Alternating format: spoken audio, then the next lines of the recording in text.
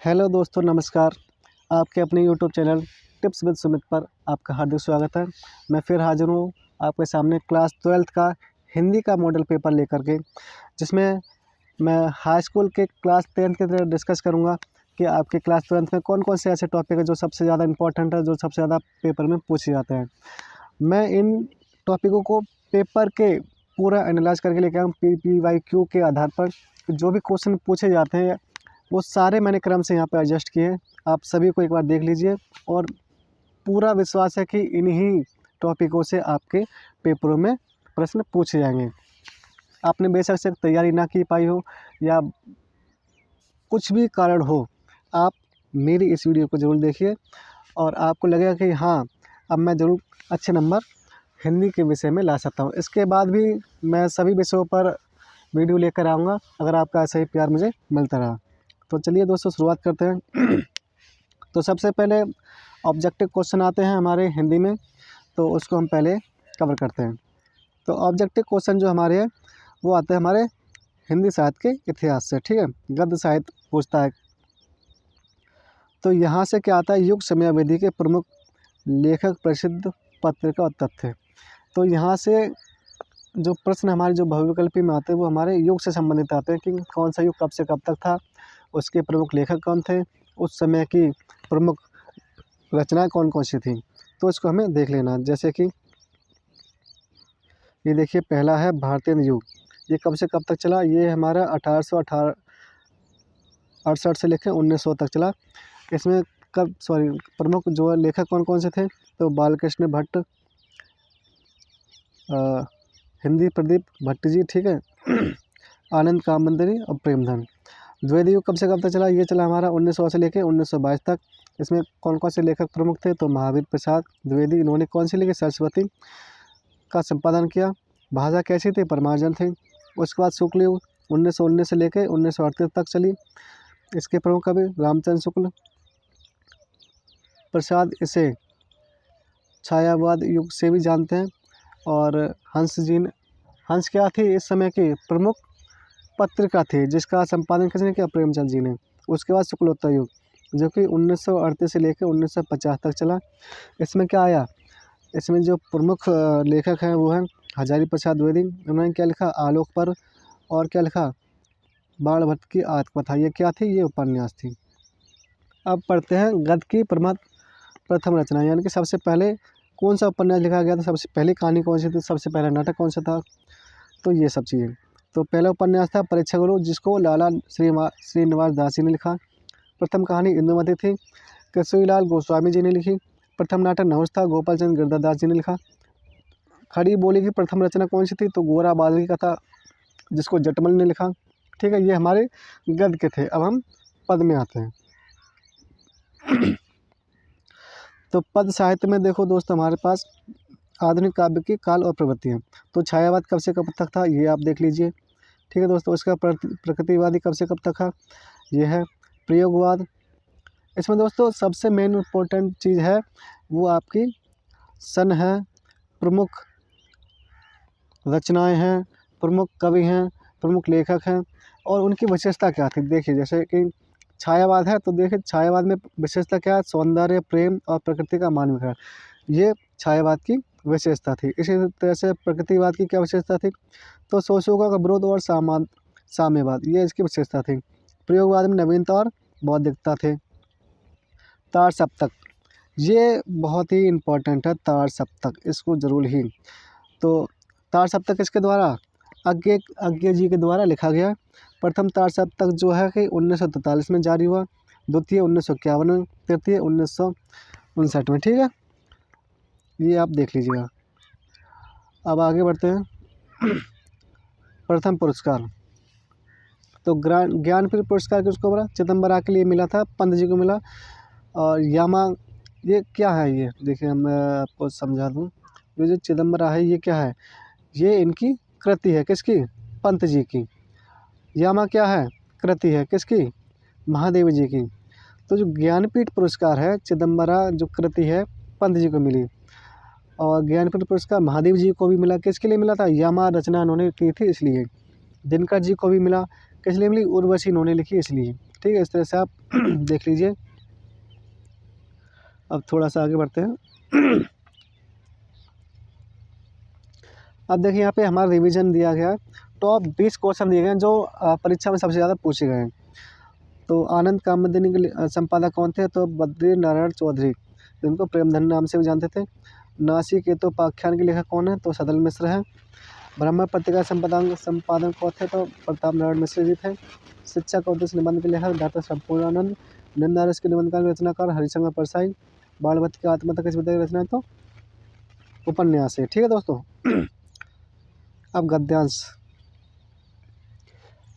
हमने अब objective type question को पूरा कर लिया है। अब हम पढ़ते हैं गद्यांश की कौन कौन से इंपॉर्टेंट गद्यांश हैं। तो पहला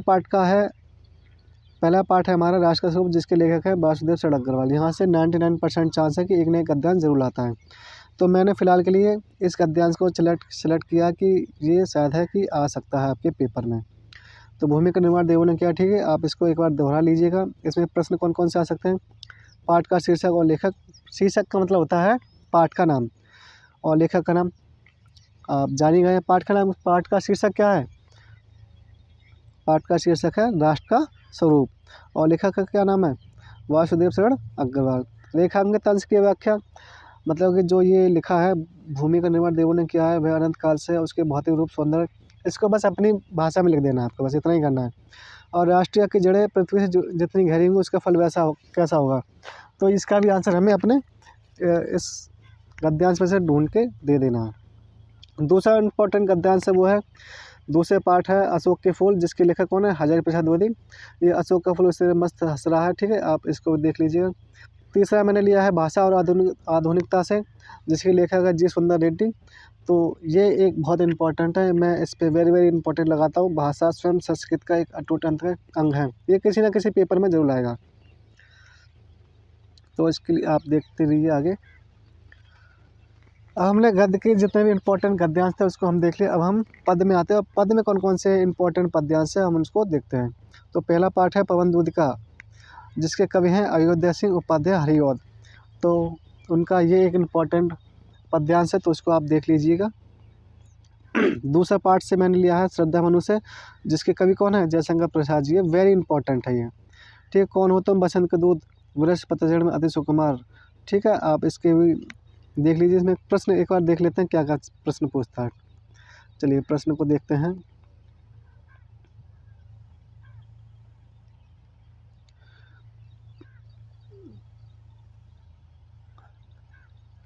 राधा घर में किस स्थिति में बैठी थी? प्रातःकालीन पवन किस मार्ग से घर के अंदर आई? रेखांकित अंश की व्याख्या कीजिए। मतलब जितने भी क्वेश्चन हैं तो संदर्भ, सबसे पहले संदर्भ पूछता है। संदर्भ में आपको पाठ का नाम लिखना है, उसके बाद पाठ के लेखक का नाम लिखना है। ठीक है, ये लिखना है।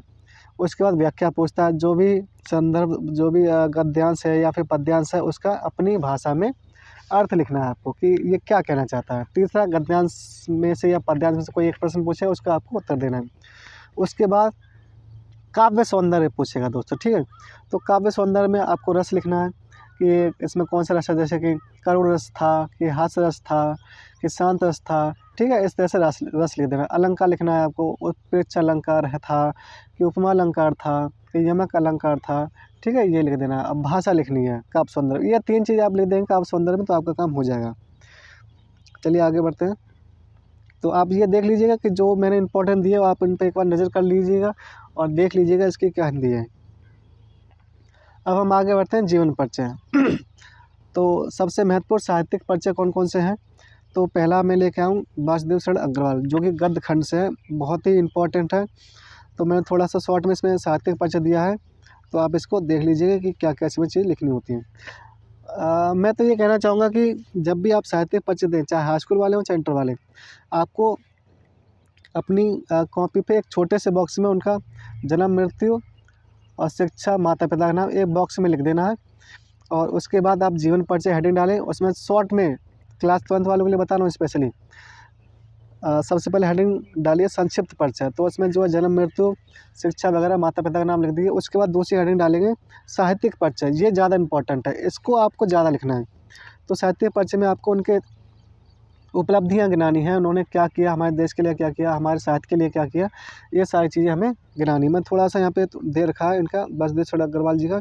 उसके बाद हमें कृतियाँ लिख देनी है, ठीक है। तो इस तरह से हमें 3 हेडिंगें कुल मिला के डालनी है। पहली हेडिंग डालनी है हमें संक्षिप्त परिचय, दूसरी हेडिंग डाली हमें साहित्यिक परिचय, तीसरी हेडिंग डाली हमें कृतियाँ, ठीक है। अगर आप इस तरह से लिखेंगे तो ज़रूर ही आप अच्छे नंबर पा सकेंगे।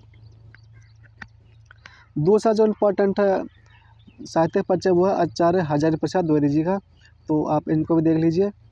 तीसरा काव्य खंड से लेके आया हूँ मैं, 2 गद्य खंड से हो गए, और तीसरा काव्य खंड से लेके आया हूँ जयशंकर प्रसाद जी का, ठीक है। इसको भी आप देख लीजिए, मैं इसीलिए थोड़ा सा धीरे स्क्रॉल कर रहा हूँ। और चौथा महादेव वर्मा। हमें इन चारों के ही जीवन परिचय याद कर लेने हैं, और इन्हीं में से ही मुझे लगता है कि 99% चांस है कि इनमें से ही आ जाएंगे, ठीक है दोस्तों। आप एक बार प्रैक्टिस कर लीजिए। अगर आपको कुछ भी समस्या आती है लिखने में, कुछ भी पूछना है, तो आप कमेंट बॉक्स में ज़रूर कमेंट करके पूछ लें, झिझके नहीं, पूरा आपको सहयोग किया जाएगा। अब आते हैं हम कहानी खंड से 5 नंबर का आता है। तो कहानी हमारी कौन कौन सी है? पंचलाट कहानी है हमारी, लाठी कहानी है, बहादुर कहानी है। तो इन्हीं के क्वेश्चन आते हैं। क्या पूछता है? केवल 2 तरह के प्रश्न आते हैं। क्या आता है? कहानी का सारांश लिखिए। सारांश यानी कि जैसे पंचलाट कहानी है उसमें क्या हुआ था, लाठी कहानी उसमें क्या हुआ था, बहादुर कहानी उसमें क्या हुआ था। सारांश मतलब अपनी भाषा में शॉर्ट में लिख दो सारांश। और दूसरा आता है उद्देश्य। उद्देश्य मतलब वो जो कहानी है वो हमें क्या सिखाना चाहती है, क्या सीख देती है, तो वो हमें पूछ रहा है। तो मैंने कुछ इम्पोर्टेंट कहानियों के मैं लेके आया हूँ, सारांश भी लेके आया हूँ और उद्देश्य भी लेके आया हूँ, दोनों चीज़ लेके आया हूँ ताकि आपको दिक्कत ना हो। तो बहादुर कहानी जो लेखक है इनके अमरकांत, तो इसका सारांश ये रहा और उद्देश्य ये है। इसी तरह से पंचलाट लेखक कौन, इसके फणीश्वरनाथ रेणु हैं, इसका सारांश ये है और उद्देश्य ये। मैंने थोड़ा शॉर्ट में लिखा है, आप थोड़ा सा किताब से थोड़ा सा और बड़ा लिख लीजिएगा, ठीक है दोस्तों। लाठी कहानी के भी मैंने लिखे आया हूँ। चलिए अब आगे बढ़ते हैं थोड़ा सा। तो दोस्तों मैं जो भी ये टॉपिक बता रहा हूँ आपके पेपर के अनुसार बता रहा हूँ, जो पेपर क्रम से पूछता है। जैसे पहले हमारे ऑब्जेक्टिव आते हैं, उसके बाद हमारे गद्यांश पद्यांश आते हैं, उसके बाद हमारे जो है जीवन परिचय आते हैं, उसके बाद ये सारांश वगैरह, सॉरी, ये कहानियाँ वगैरह आती हैं, ठीक।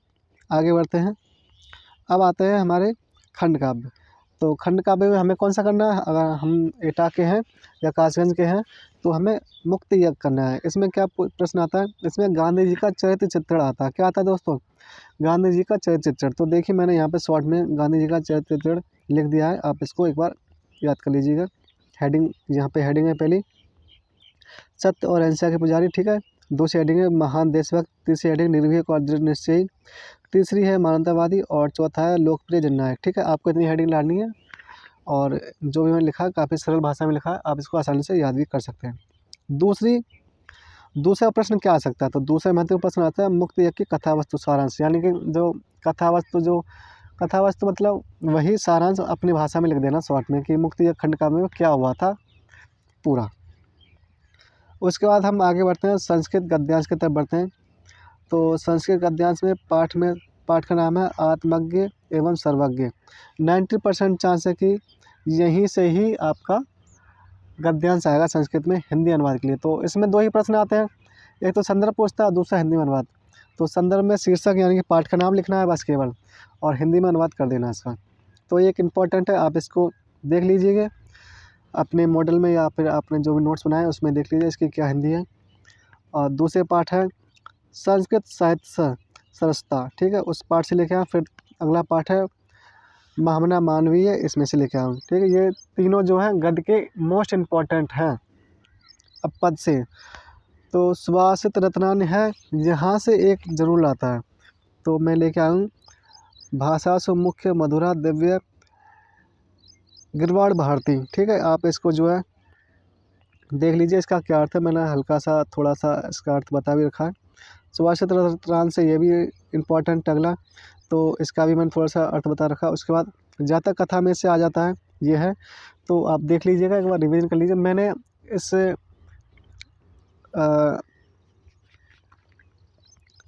चार्ट में जो है वो ही सम्मिलित किए जो बहुत ही ज़्यादा इम्पोर्टेंट है, ठीक है दोस्तों। और इनमें से ही मुझे 90% चांस इनमें से ही आपके प्रश्नों में क्वेश्चन आएंगे। तो आगे बढ़ते हैं और हम आते हैं थोड़ा सा व्याकरण पर। ठीक है, कि व्याकरण में क्या क्या चाहिए। हमने गद्य कर लिया कंप्लीट, पद कर लिया हमने कंप्लीट, संस्कृत खंड भी हमने कंप्लीट कर लिया कि किसमें से क्या आता है। ठीक है, ज़्यादा आपको इधर उधर नहीं भागना है, जो मैंने आपको बता रहा हूँ बस वही आप रिवीजन करिए, बस इधर उधर ज़्यादा नहीं देखना है आपको, क्योंकि समय भी नहीं बचा है। ज़्यादा चीज़ इधर उधर देखेंगे तो टेंशन होगी कि ये रह गया वो रह गया, कुछ नहीं, जो मैं बता रहा हूँ बस इतना ही। तो मुहावरे आते हैं। ठीक है, इसमें क्या है, अर्थ लिखा वाक्य, पहले मुहावरे जो भी, जैसे आँख का तारा, बहुत प्यारा, और उसका एक वाक्य में प्रयोग कर दीजिए।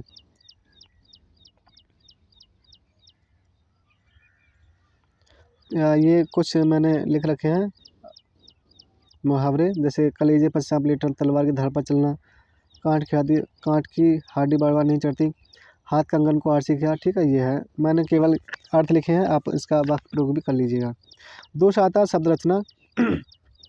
इसमें पहला है शब्द में सूक्ष्म अंतर, जैसे अनल और अनिल, इनके अर्थ क्या होते हैं तो ये हमें बताने होते हैं। दूसरा क्या, अम्बुज और अम्बुद, इनके क्या अर्थ होते हैं।